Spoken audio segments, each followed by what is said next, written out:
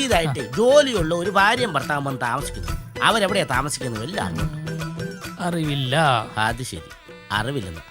അറിവില്ലാത്തവരോടെ ഞാൻ ചോദിക്കാൻ വന്നു. എടോ, അങ്ങനെ ഒരാൾ ഇവിടെ താമസിക്കാൻ വഴിയില്ലെന്ന്. വഴിയില്ലെന്നോ? ഈ കാണുന്നൊക്കെ വഴിയല്ലടാ.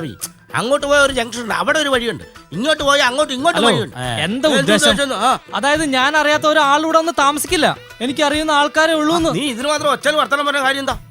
ഞാനൊരു കാര്യം ചോദിച്ചപ്പോ നീ ചൂടാകുന്ന കാര്യമുണ്ട്. ഞാൻ ചൂടായില്ലെന്നേ. ഇങ്ങനെയാണ് കാരണന്മാരോട് വലിയ ആൾക്കാർ വഴി ചോദിച്ചു വരുമ്പോ ആൾക്കാർ അന്വേഷിച്ചു പൊക്കണം. നീ എന്നെ ചൂടാണ്, നീ എന്നെ തല്ലുവോ?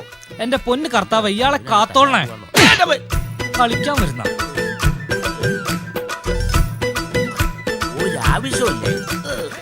അല്ല, ഞാൻ ചോദിച്ചപ്പോ അവൻ എനിക്ക് തന്നു. എന്നാ വേണം? എനിക്കൊന്നും വേണ്ട. അല്ല, ഞാനേ ഇവിടെ പുതിയതായിട്ട് ഒരു ഭാര്യയും ഭർത്താവും വന്ന് താമസിക്കുന്നുണ്ടോ? അതും വീട്ടിൽ നിന്ന് ഉടക്കി പിരിഞ്ഞ ആരെങ്കിലും പുതിയതായിട്ട്? എന്നാ ഞാനൊന്ന് ആലോചിച്ചായിരുന്നു. ഞാൻ ഇവിടെ അടുത്തുണ്ടല്ലേ? അവര് എത്ര ആളായി വന്നിട്ട്? ഒരു 3-4 മാസമായിട്ട്. 3-4 മാസമായിട്ട്. ചെറുക്കന്റെ പേര് സുരേഷ്. ബാങ്കിലാണ് ജോലി. പെണ്ണിന്റെ പേര് റാണി. അവൾ ഈ കടയിലാ പറ്റുപടി. കുറുപ്പും പൊടി, മൂക്കിപ്പൊടി, അറക്കപ്പൊടി ഇതൊക്കെ കേട്ടിട്ടുണ്ട്. ഈ പറ്റുപടി ആദ്യമായിട്ടൊക്കെ. താൻ കർണത്തടിന്ന് കേട്ടിട്ടുണ്ടോ? അത് അവിടുന്ന് കിട്ടിയായിരുന്നു. അല്ല, അതുകൊണ്ട് അതെ, വടക്കോട്ട് തിരിഞ്ഞ 4ാമത്തെ വീട്. അത് സിനിമ പേരല്ലേ? കരണത്തടി എന്ന് കേട്ടിട്ടുണ്ടോ?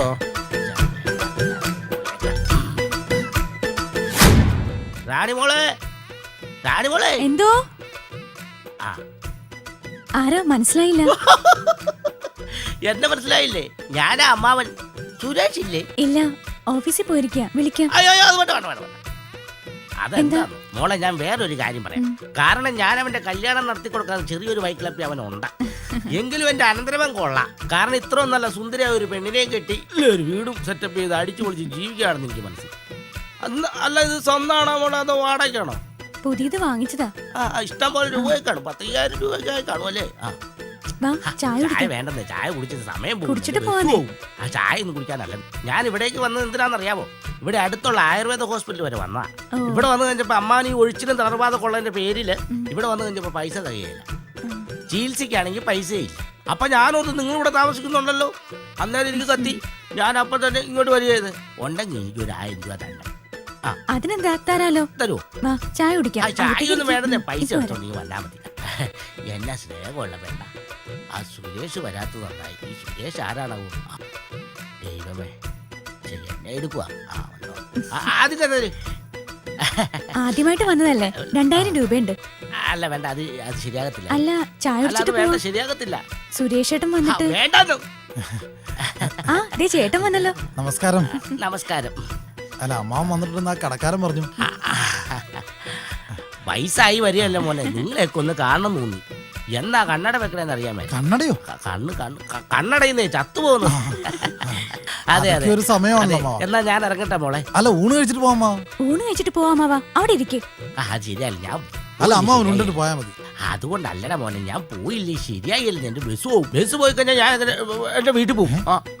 നിനക്കറിയാലോ, എനിക്ക് ആമവാദമുള്ള. ഞാൻ പോവും.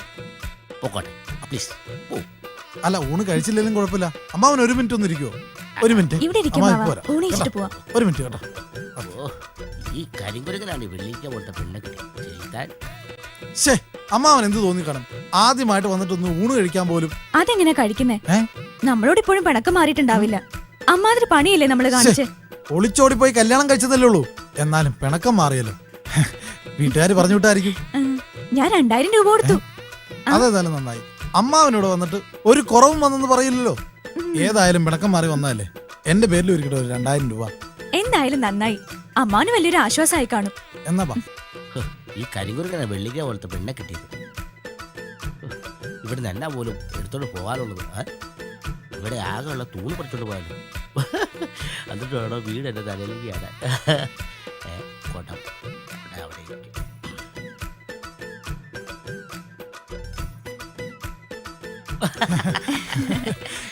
ഏതായാലും ഞങ്ങളോടുള്ള പിണക്കമെല്ലാം മറന്നിട്ട് അമ്മാവൻ വന്നല്ലേ ഇവിടെ. ആദ്യമായിട്ട് ഞങ്ങളുടെ വിരുന്നുകാരനും അമ്മാവനാണ്. അപ്പോ ആശുപത്രി കേസ് കിട്ടുന്നതുകൊണ്ടെന്ന് പറഞ്ഞു. അത് നമ്മുടെ അമ്മാവന്റെ ഇവിടെ ഉഴിച്ചിലും കാര്യങ്ങളൊക്കെ ഉണ്ടല്ലോ. അതിന് ഞാനിവിടെ വന്നപ്പോ പൈസ കഴിഞ്ഞില്ലെന്നൊക്കെ അല്ല പറഞ്ഞു 2000 രൂപ തന്നു പറഞ്ഞു. അത് മതിയോ? തികയൊന്നും തോന്നുന്നില്ല. അതെനിക്ക് മനസ്സിലായി. അതുകൊണ്ടാണ് എന്റെ വക ഒരു 2000 രൂപ ഇരിക്കട്ടെന്ന് വിചാരിച്ചത്. അല്ല ആശുപത്രിയിൽ എന്തെങ്കിലും ആവശ്യം വരും. പിന്നെ നിങ്ങളെ ദൈവം അനുഗ്രഹിക്കും. ഈ അമ്മാവൻ അനുഗ്രഹം എപ്പോഴും ഉണ്ടാവും. എന്നാ ഞാൻ പോക്കോട്ടെ. എന്നാ ശരി, കാണാം. അല്ല ഈ കുടം ഈ കൊടക്ക് ഈ കുടം കണ്ട ഭയങ്കര ശരിയാണ്. ഏതായാലും നിന്റെ അമ്മാവനോട് ആദ്യമായിട്ട് വന്നിട്ട്. എന്റെ അമ്മാവനോ? എനിക്കങ്ങനെ ഒരു അമ്മാവനില്ല. പിന്നെ ഇത് ആരുടെ അമ്മാവനാ ഇത്? ചേട്ടന്റെ അമ്മാവനല്ലേ? ഞാൻ വിചാരിച്ചു നിന്റെ അമ്മാവനാന്ന്. ഞാൻ കരുതി നിങ്ങളുടെ അമ്മാവനാണ്. എനിക്ക് അങ്ങനെ ഒരു അമ്മാവനില്ലല്ലോ. പിന്നെ ഇത് ആരുടെ അമ്മാവനാ? അതന്നെ ഞാനും ചോദിച്ചത് ആരുടെ അമ്മാവനാന്ന്. എന്നാലും എന്റെ അമ്മാവാ ഞങ്ങൾക്ക് ടീ പണി തന്നല്ല.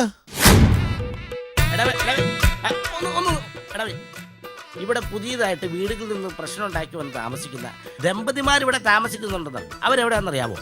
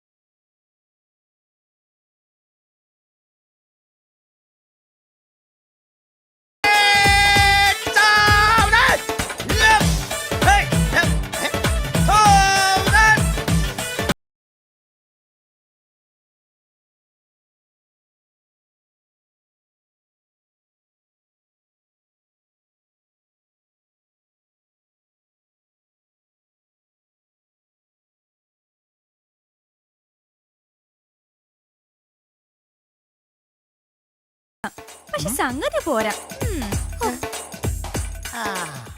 നിന്നോട് ഞാൻ 100 തവണ പറഞ്ഞിട്ടുണ്ട് ടാർസിംഗ് കാണാതെ പല സീരിയൽ ഇരുന്ന് കാണാൻ. അവളുടെ ഒരു ഒടുക്കത്തെ